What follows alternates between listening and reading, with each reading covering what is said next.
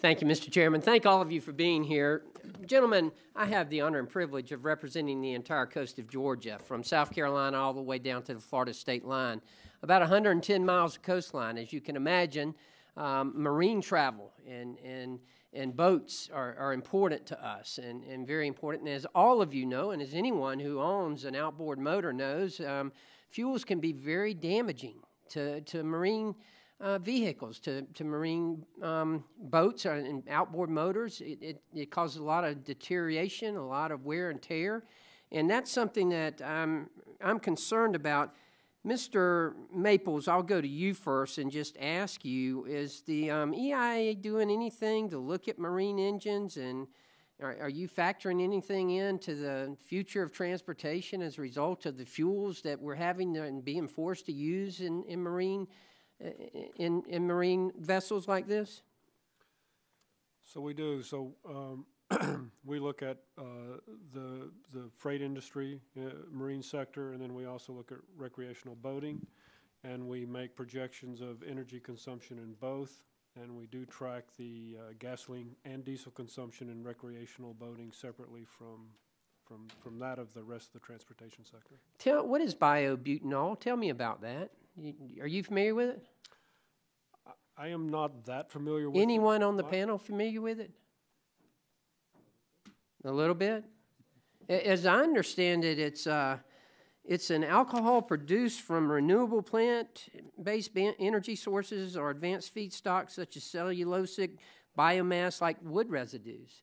And from what I understand, at a 16.1% volume blend, it actually has positive impacts on engines, and it's less corrosive. Does anyone know, have we looked at this as a possible fuel? I'm open to anyone who's willing to. So biobutanol has been discussed for quite a while. It's sometimes labeled with the moniker of a drop-in ready fuel.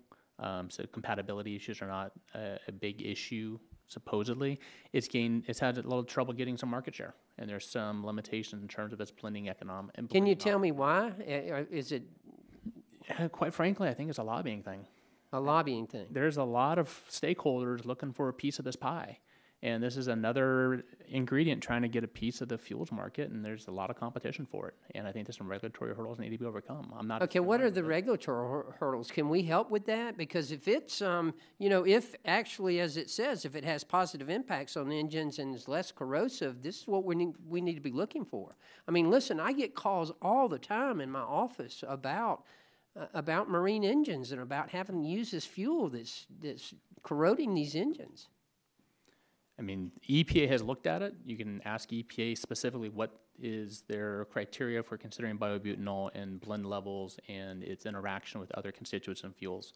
It's going to come from the EPA analysis of how it interacts. Okay, but are there regulatory hurdles that have to be overcome? Is there anything we can do in Congress to assist this? I have been told there. I do not know specifically what they are.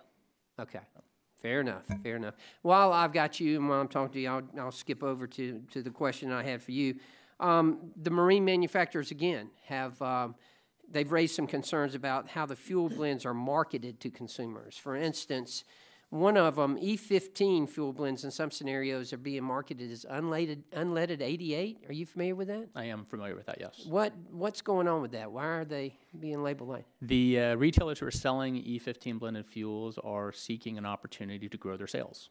And because E15 has an octane rating of 88, they are able to market it as 88. They do affix the EPA required label for which vehicles the E15 is allowed to be used in according to EPA. Do you think that causes some confusion among the... There's a lot of confusion with consumers on all fuels. They like to not have to think about what fuels they're buying. So when we're thinking about bringing new fuels to market, we have to really think about how we educate the consumer. There's no consistency in terms of how the retailers are selling their E15 other than affixing that EPA required label advising the consumer which vehicles they can use it and which vehicles are not. E15 is not approved for marine vessels. And so that is specifically labeled on that fuel that's only for 2001 and newer vehicles and not these other vehicles.